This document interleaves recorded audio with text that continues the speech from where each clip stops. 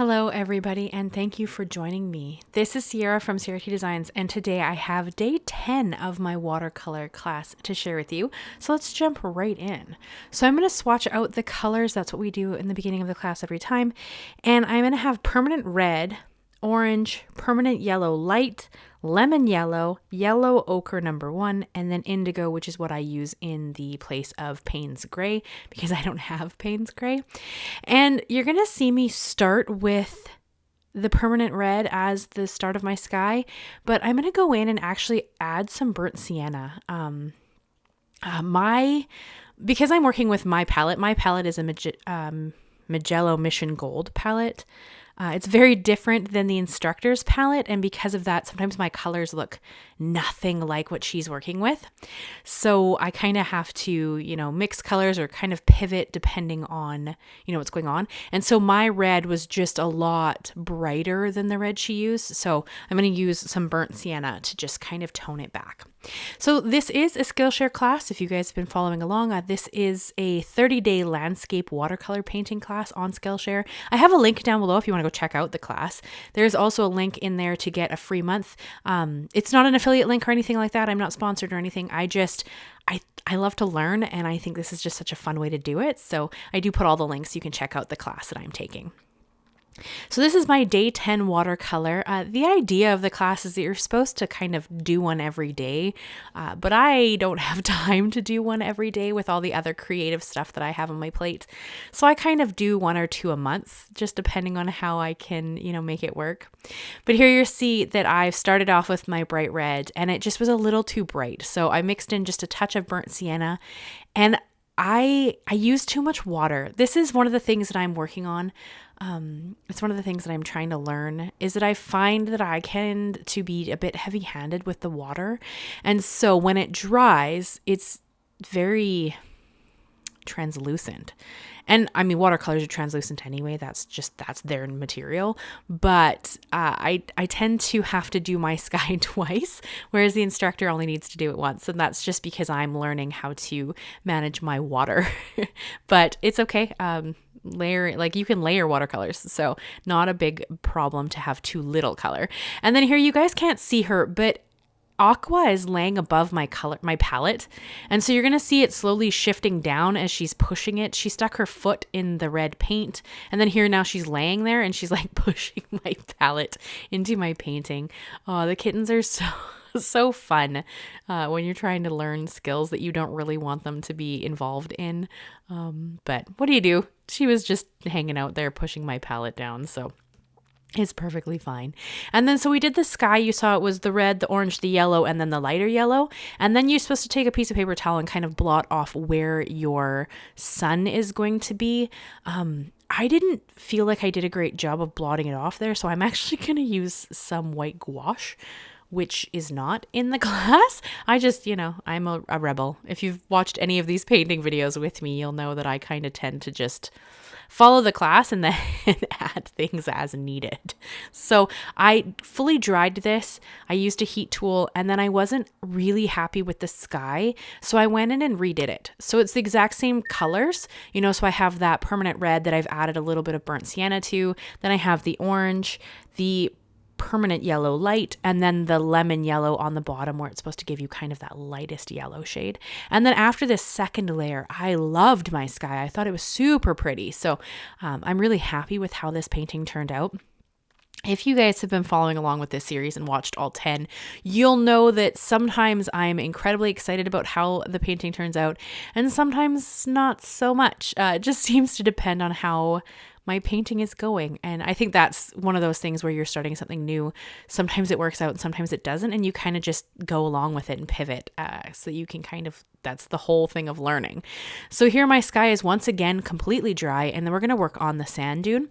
So the idea of this is that you have a side that's very light and a side that's very dark because the sun is only hitting one area kind of thing, right? So this is where the yellow ochre comes in. And then we're going to blend in some of that burnt sienna again to kind of just darken up shadow areas of the sand dune, giving you, like shape to it. So hopefully that kind of makes sense. Again, you guys, I'm learning. Like I've said, this is my 10th watercolor landscape painting. If you really want to check out that class, I do suggest it. I don't know. I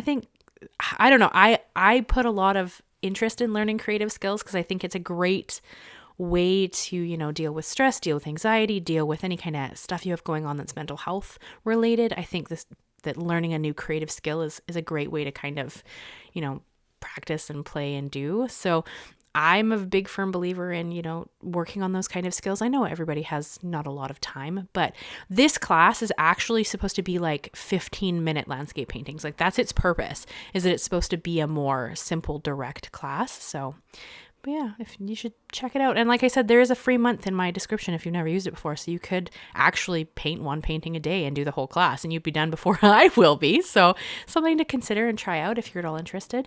And if you started a new skill when I started this, how is your skill going? I would love to know. Please tell me. I hope it's going well. I know that it can be a bit challenging sometimes to find the time for a new skill, especially in our busy world that we live in. And especially creative skills that kind of get pushed to the back burner. They don't tend to be the most important thing, which is too bad, because I do think they have a lot of value. But yeah, so hopefully you've tried a new skill. And if you did, I'd love to hear all about it if you want to tell me and share with me.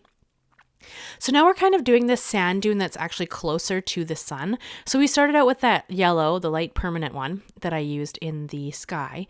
And then we brought in that orange to kind of halo around it, and then burnt sienna to go around the sand dune area. And of course, the first layer of the other sand dune is completely dry at this point.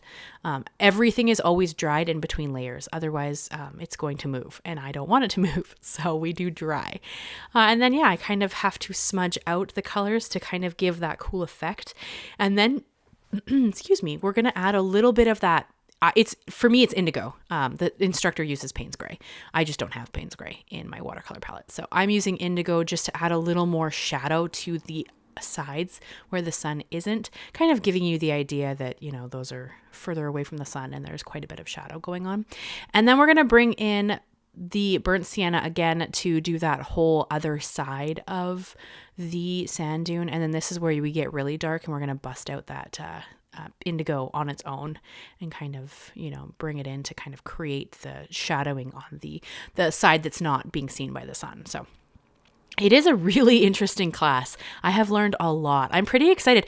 I'm starting to get to a point now where I'm starting to feel a little more comfortable, and I'm looking forward to, finishing up the class. I still have 20 paintings, so we got a ways to go, but I'm looking forward to, finishing up the class and then being able to kind of do my own paintings, find a landscape or take a picture and kind of try to translate it into what it would look like as a watercolor painting. I'm kind of starting to get excited about that. Whereas when I started, I had no idea, because where do you start?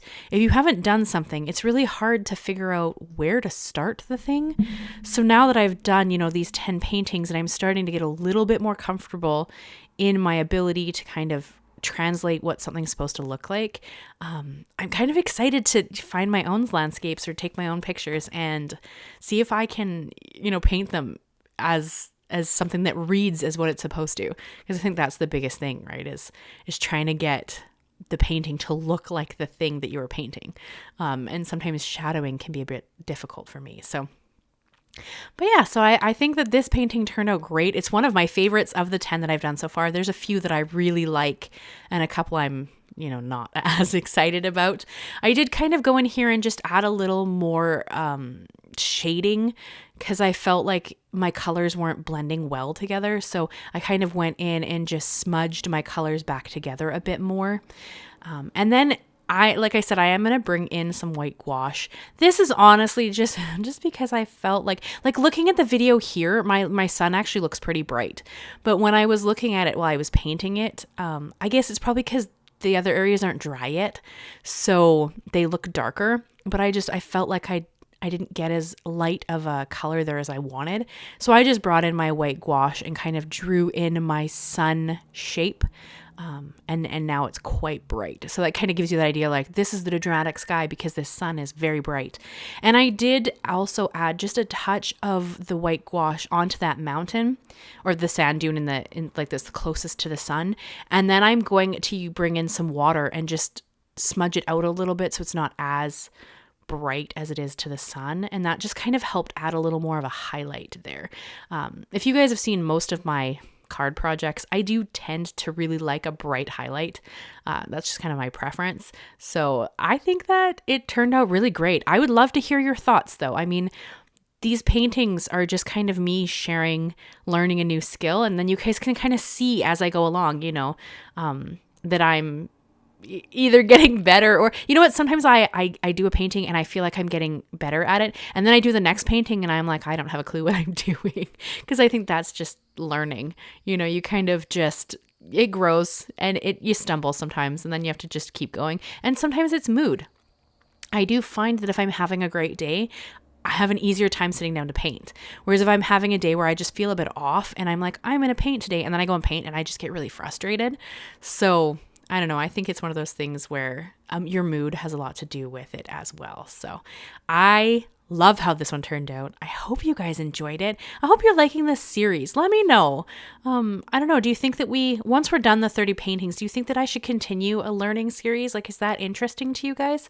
Because I'm not really teaching anything necessarily. I'm just kind of sharing my journey with creating art and whatnot. So, because I would really love to learn gouache painting next. So yeah, let me know. Thank you guys so much, and I will see you again very soon. Please like, subscribe, and leave me a comment. I would love to know what's going on for you guys.